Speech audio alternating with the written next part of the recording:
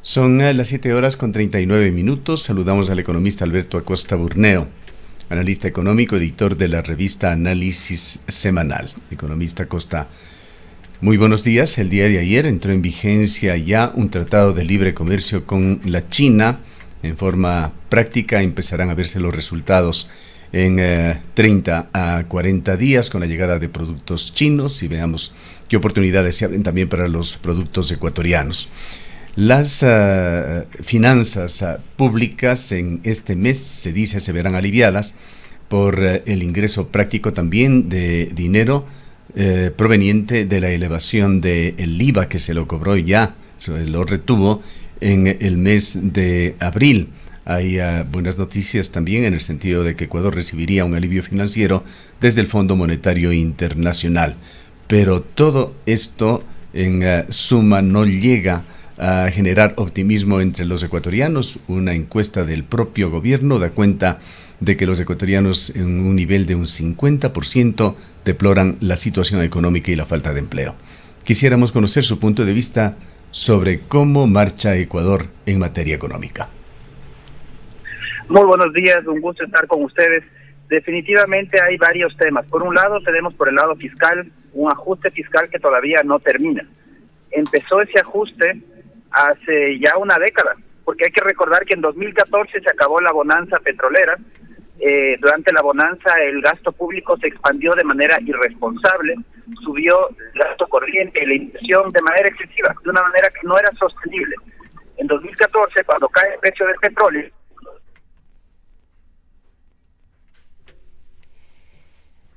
10 años, una década, y todavía no termina. Y al ritmo que vamos es probable que el ajuste nos tome otra década más. Fácilmente nos va a tomar otra década más. Esto significa otra década de bajo crecimiento, de falta de empleo. Esto, para poder evitar y para poder acelerar este ajuste, necesitamos tomar medidas estructurales para incentivar la inversión. La inversión es la única fuente de crecimiento en una economía, es la única manera de generar empleo. Y para eso se requiere volver al país atractivo para invertir. Dentro de ese entorno es que es tan importante el acuerdo con China, el acuerdo comercial, porque abre la puerta para una infinidad de inversiones, porque es un mercado tan grande que va a poder demandar una cantidad muy importante de productos desde el Ecuador. Entonces es una gran oportunidad para el país poder impulsar esas inversiones y a través de esas inversiones generar actividad económica y empleo. Pero evidentemente los resultados de la inversión no se producen en 2 días ni en 3 días, toma algún tiempo. Por ejemplo, la agroexportación, que puede crecer rápidamente a China, requiere primero de realizar las inversiones, sembrar, cosechar, comercializar, obtener permisos, es decir, todo tiene un tiempo de maduración, pero definitivamente el impacto positivo que va a tener este acuerdo va a ser muy importante para la economía ecuatoriana. ¿Cómo ve usted el marco legal de Ecuador? Ecuador persiste con su constitución que se la instituyó en la primera década de este siglo. Tiene atributos, tiene características que muchos analistas dicen se han convertido en referente en el mundo, como aquel, por ejemplo, de la protección a la naturaleza. Pero usted y particularmente su publicación, Análisis Semanal, critican un excesivo estatismo en Ecuador. ¿Cuáles son los argumentos fundamentales para esto?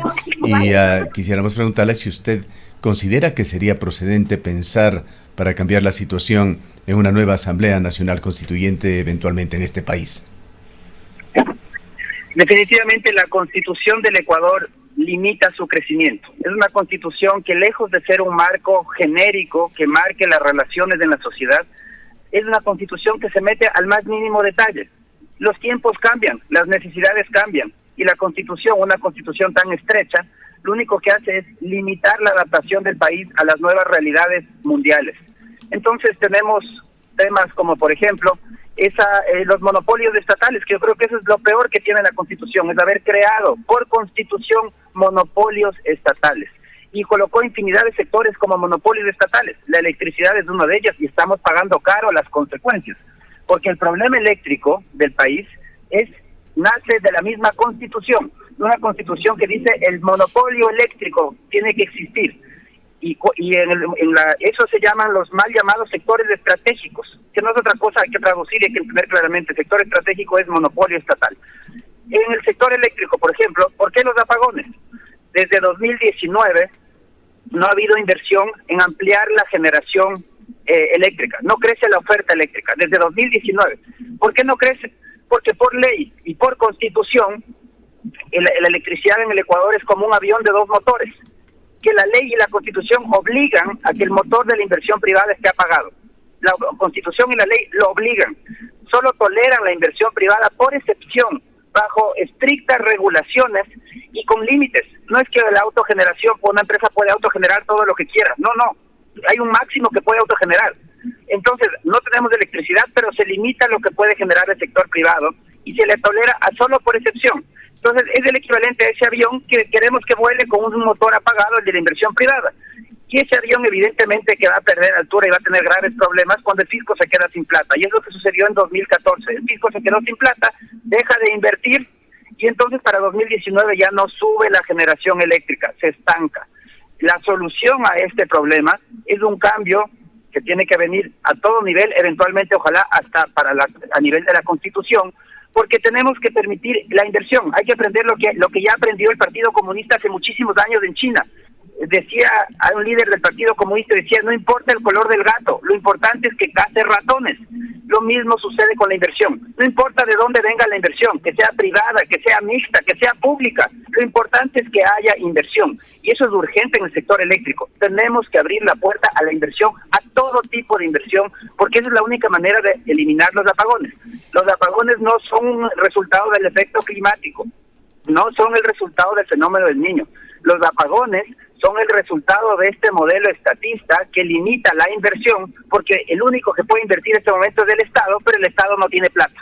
Entonces, la solución está por cambiar ese modelo de raíz y abrir la puerta a todo tipo de inversión. La inversión pública, sí. La inversión mixta, también. La inversión privada, también. Toda inversión, no importa el color del gato, contarle que case ratones. Economista, otro de los problemas es que no se ha otorgado también la seguridad jurídica necesaria para que pueda venir la inversión extranjera con confianza, es decir, de manera permanente también se están cambiando las reglas del juego, se están cambiando los procesos. Solamente si pensamos en el servicio de rentas internas, creo que cada semana hay un cambio de cómo se debe hacer tal o cual proceso. Este también es otro problema que pone una serie de limitaciones. Definitivamente, es un tema fundamental. Y hay trabas en los trámites, porque, por ejemplo, en el tema eléctrico, conseguir un permiso es prácticamente imposible. Por ejemplo, Cuenca necesita gas natural a gritos.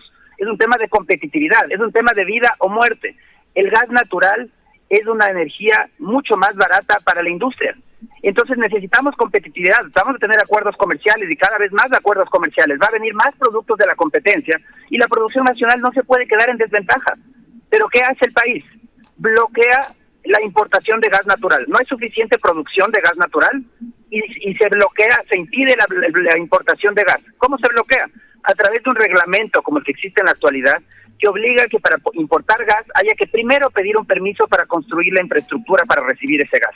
Estas son inversiones de varias decenas de millones de dólares. Una vez que se ha obtenido ese permiso, se puede pedir el permiso para importar. Una vez que se ha pedido el permiso de importar y se lo ha conseguido, se puede pedir el permiso para comercializar.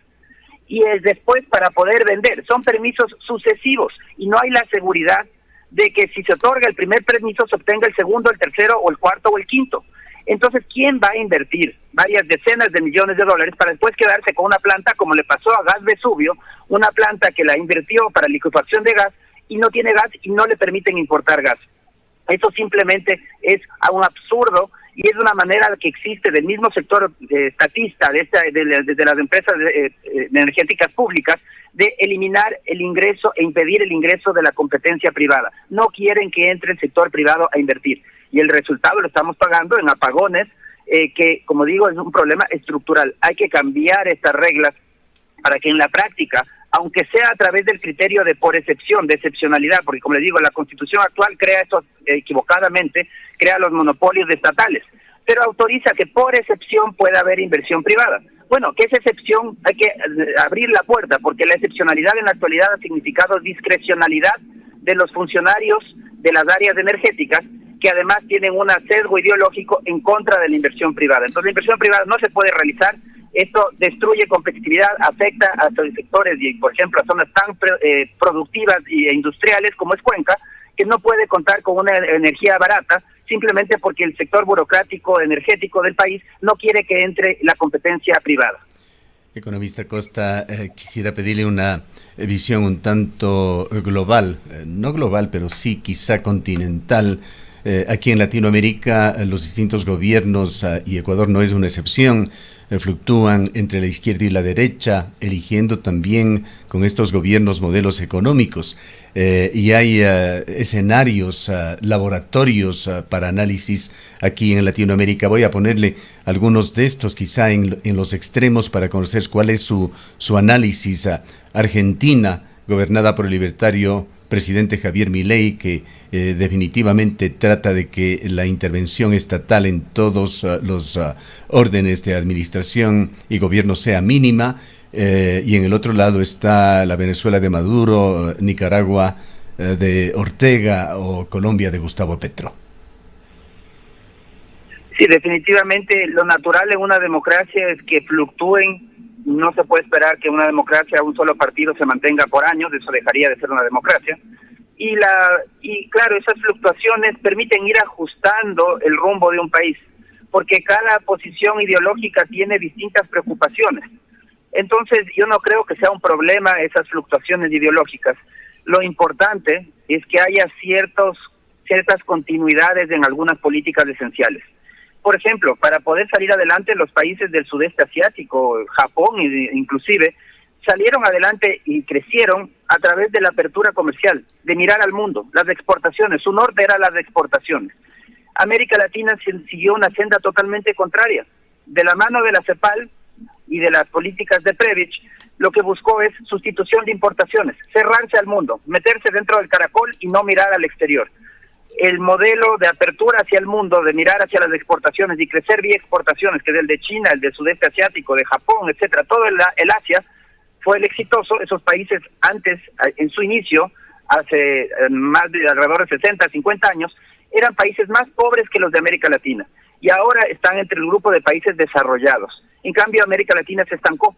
Entonces, eso es lo lamentable, que América Latina haya escogido un modelo que todavía continúa y que gradualmente se está eliminando, que es el de cerrarse al mundo, sustitución de importaciones, es el modelo que garantiza los problemas de competitividad y que garantiza el subdesarrollo.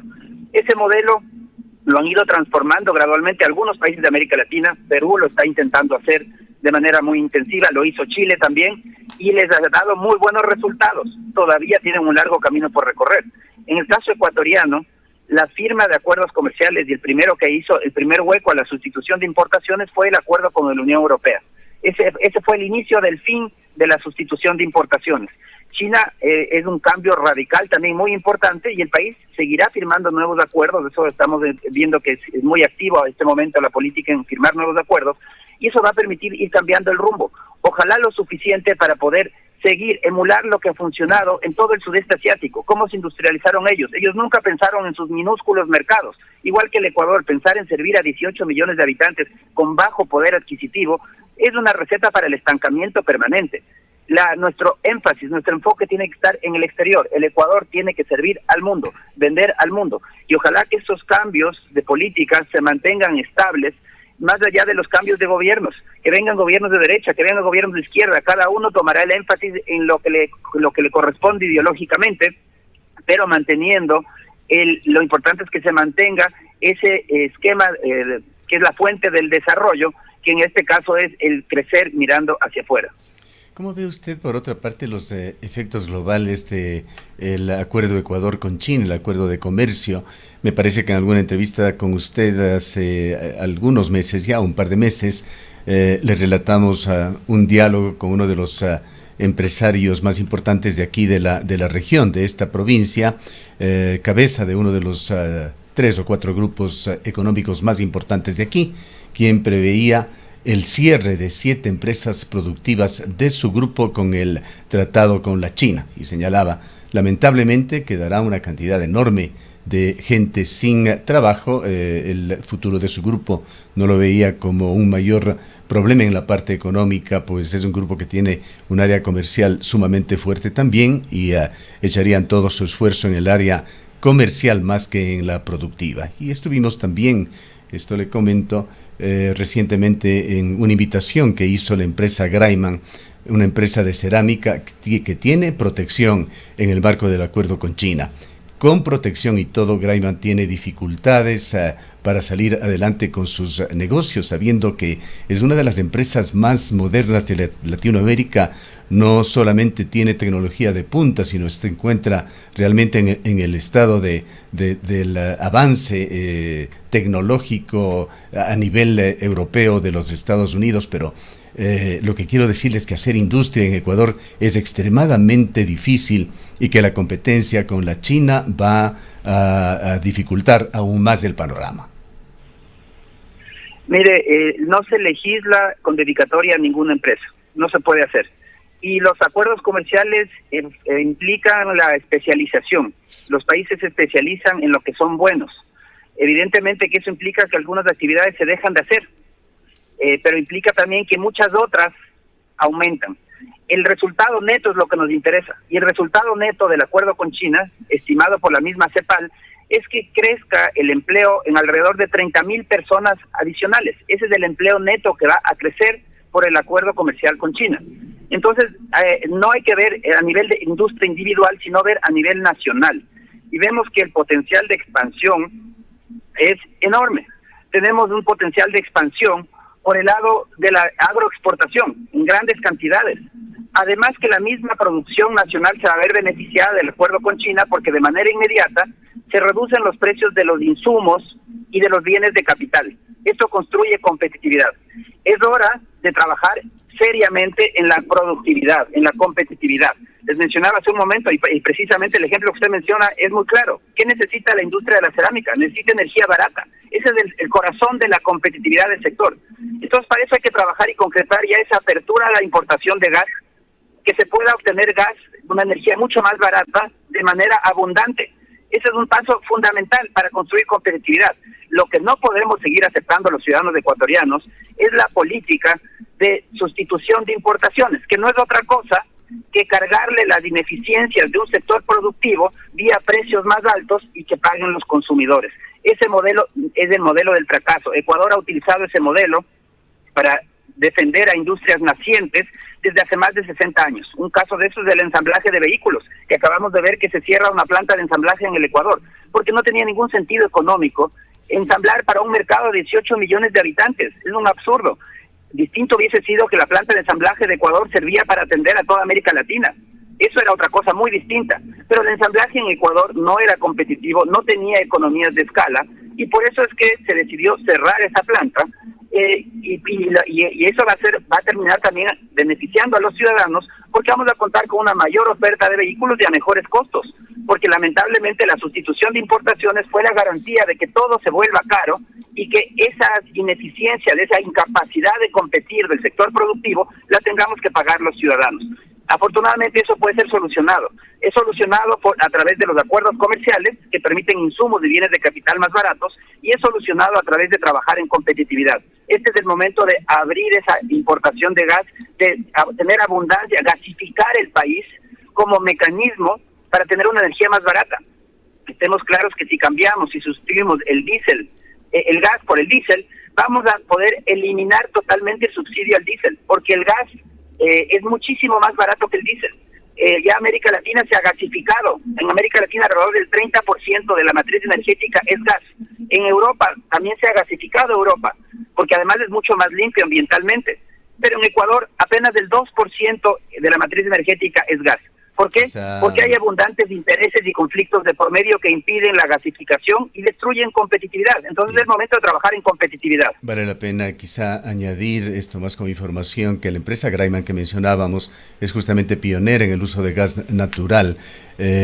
Utiliza gas natural como fuente principal de energía, sabiéndose que en el componente de costo de sus productos, uno de los elementos que utilizan, el gas natural, la energía en general tiene un 30% como componente de la estructura de costos de sus productos, y sin protección no podría competir con la China por la falta de rigurosidad en control de calidad, que es otro problema estructural de aquí del país.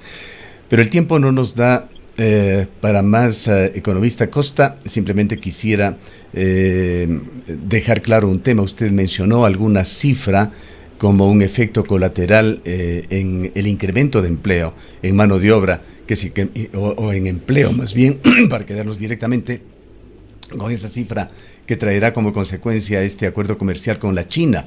Y aquí hay una serie de cifras que con el día de trabajo de por medio se han estado barajando. Se habló de que 41,000 empleos se ha perdido en Ecuador en este primer trimestre del año, y el gobierno por su parte maneja esa cifra de que se han generado más bien unos 70,000 puestos de empleo. ¿Cuál es la situación en cuanto al empleo? ¿Cuál es la cifra que usted señaló hace pocos instantes se incrementaría con este acuerdo comercial con la China?